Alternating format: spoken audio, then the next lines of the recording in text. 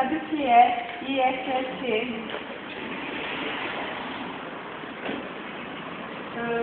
Sabe o que serve? É um imposto municipal.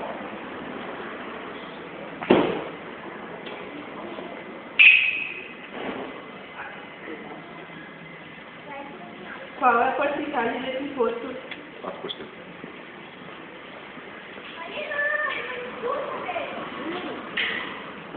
Ele é municipal, estadual ou federal?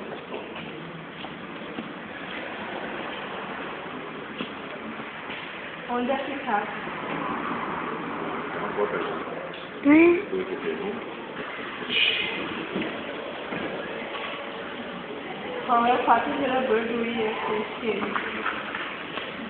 Com certeza.